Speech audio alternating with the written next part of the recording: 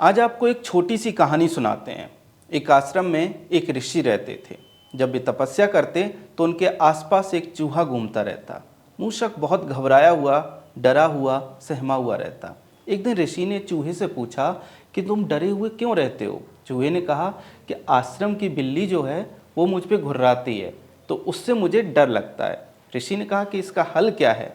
चूहे ने कहा कि आप मुझे भी बिल्ली बना दूं। ऋषि ने चूहे को बिल्ली बना दिया।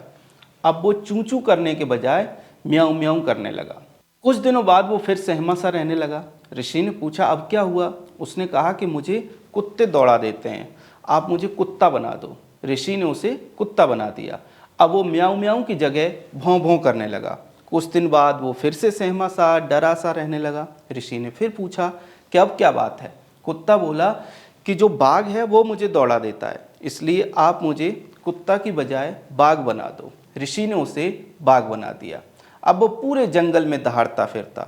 एक दिन उसने योजना बनाई कि मैं ऋषि को ही खा जाता हूँ, जिससे कि फिर मैं हमेशा बाघ बना रहूँगा। ऋषि उसकी कुटिल नीयत को समझ गए। उन्होंने कहा पुनर्मूषको भव, और जो चूहा बाघ बना था वो दोबारा से चूहा बन गया। दिल्ली में भी यही हुआ है। विधानसभा के चुनावी नतीजों को एक लाइन में कह सकते हैं कि जनता ने केजरीवाल से कह दिया पुनर्मूषको भव, अर्थात जैसे थे वैसे हो जाओ। पिछले लगभग 45 दिन से हम लगातार आपको बता रहे थे कि दिल्ली में इस बार खेला होने जा रहा है। हर दिन हमने अपने विश्लेषण में, हमारी सहयोगी विनीता त्रिपाठी ने अपनी ग्राउंड रिपोर्ट में, दी पैम्फलेट की टीम ने अलग अलग तरह से आपको बताया था कि दिल्ली चुनाव में इस बार हवा बदली हुई दिखाई दे रही है, जो कि झोपड़ियों में केजरीवाल के विरुद्ध अंडर करंट है। हम इस बात के लिए भी आपका धन्यवाद करते हैं कि दिल्ली चुनाव की हमारी कवरेज को आपने दिल खोल कर प्यार दिया। इससे पहले यूट्यूब पर हमारी मेहनत लोगों तक नहीं पहुंच पा रही थी, लेकिन दिल्ली चुनाव में आप लोगों ने हमें देखा, हमें प्रोत्साहित किया और अपनी टिप्पणियों से हमारा भर भर कर समर्थन किया। इसके लिए हम आपके आभारी हैं। देखिए, आम आदमी पार्टी या फिर अरविंद केजरीवाल से या फिर किसी भी राजनीतिक दल से हमारी कोई दोस्ती या फिर दुश्मनी नहीं है। हमारे सहयोगी जमीन पर जो कुछ देख पा रहे थे वही हम आपको बता रहे थे। हम देख पा रहे थे कि दिल्ली पिछले 10 वर्ष में कचरा बनी है। हम देख पा रहे थे कि लोगों के घरों के बाहर नालियां बह रही हैं, कूड़े के ढेर लगे हैं, सीवर उफान मार रहे हैं, हर तरफ गंदगी ही गंदगी है। हम देख पा रहे थे कि आम आदमी पार्टी सरकार का प्रशासन कहीं नहीं था। शासन और प्रशासन दोनों मानो दिल्ली में थे ही नहीं। हर मामले के लिए लोगों को अदालतों में जाना पड़ता था और वहां आम आदमी पार्टी की सरकार दूसरों पर दोष डालते दिखाई देती थी। केंद्र सरकार पर, कभी हरियाणा और यूपी पर, कभी एलजी पर, कभी किसी और पर। ऐसे में हमें यकीन था कि अगर हमें यह सब दिखाई दे रहा है तो निश्चित तौर पर दिल्ली के मतदाताओं को भी दिखाई देगा। यही कारण है कि पहले दिन से, पहली वीडियो से हम आपको बता रहे थे कि केजरीवाल इस बार चुनाव हारने जा रहे हैं। आम आदमी पार्टी के यह हार अरविंद केजरीवाल की राजनीति की हार है। देखिए, अन्ना आंदोलन का लाभ उठाकर केजरीवाल ने पार्टी बनाई थी। कई बड़े संस्थापक नेताओं को पार्टी से बाहर का रास्ता दिखाकर स्वयं का अधिकार जमा लिया, स्वयं को हमेशा के लिए संयोजक बना लिया। दिल्ली की जनता से कई तरह की राजनीति का वादा किया, हजारों सपने उन्हें दिखाए, तमाम वादे किए। इसके बाद भी पहले कार्यकाल में कुछ नहीं किया। लोगों ने एक और मौका दिया, लेकिन दूसरे कार्यकाल में तो उन्होंने दिल्ली के लोगों को टेकन फॉर ग्रांटेड ले लिया। जेल में बंद रहे लेकिन इस्तीफा नहीं दिया।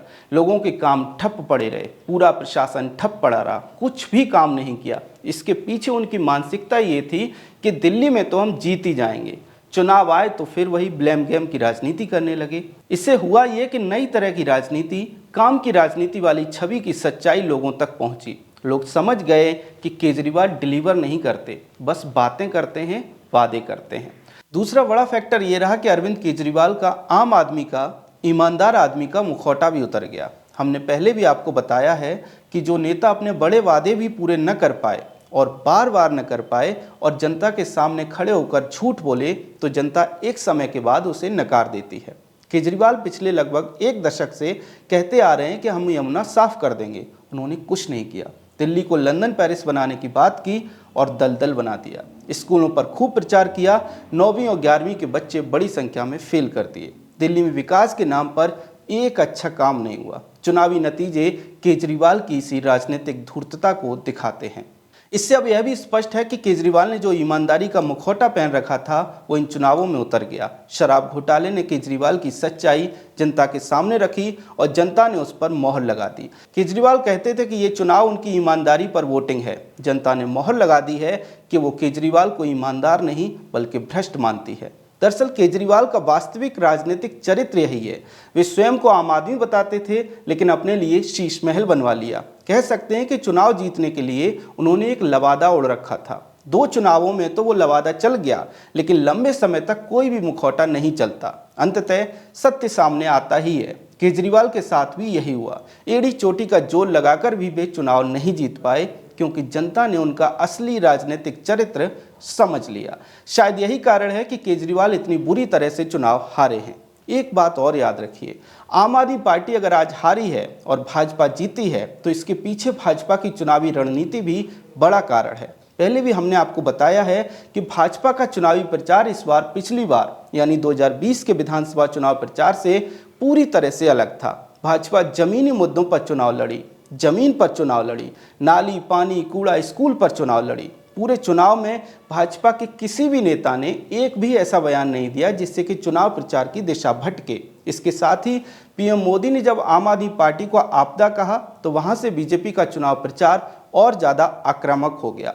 आपदा शब्द से लोग स्वयं को जोड़ पा रहे थे और वोटिंग करते समय लोग यही कह रहे थे कि आपदा को हटाना है। वीडियो खत्म करने से पहले मैं एक बात और कहना चाहता हूँ। दिल्ली के चुनावों ने एक बार फिर स्पष्ट कर दिया कि पीएम मोदी का चेहरा और केंद्र सरकार की योजनाएं जमीन पर कितना प्रभाव रखती हैं। दिल्ली में भाजपा ने मुख्यमंत्री के लिए कोई प्रत्याशी घोषित नहीं किया था। दूसरी तरफ केजरीवाल स्वयं चेहरा थे। इसके बावजूद पीएम मोदी के नाम पर और उनके काम पर लोगों ने भाजपा को वोट दिए। यही होता है जननेता। ये नहीं कि जिस मुस्लिम बाहुल्य सीलमपुर की सीट पर राहुल गांधी ने रैली की थी उसी सीट पर कांग्रेस का प्रत्याशी बुरी तरह से हार गया। खैर, दिल्ली चुनाव का निष्कर्ष यही है कि देश की राजनीति अब वादों पर नहीं बल्कि जमीन पर कौन काम कर सकता है उस पर चलती है। अगर वादों पर ही लोग वोट देते तो केजरीवाल तो पिछले लगभग 2 महीने से रोज सुबह उठकर एक ऐलान कर रहे थे। सब कुछ फ्री देने की बात उन्होंने की थी लेकिन लोगों ने उन पर विश्वास नहीं किया। लोकसभा में राहुल गांधी ने भी सब कुछ फ्री देने की, कैश देने की बात की थी लेकिन लोगों ने उन पर भी विश्वास नहीं किया।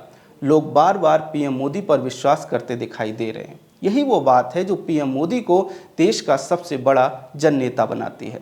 दिल्ली चुनावी नतीजों को लेकर आपका क्या कहना है कमेंट सेक्शन में हमें जरूर बताएं। अगर आपको हमारा कंटेंट पसंद आता है तो हमारा चैनल फॉलो भी कर लें। जय हिंद।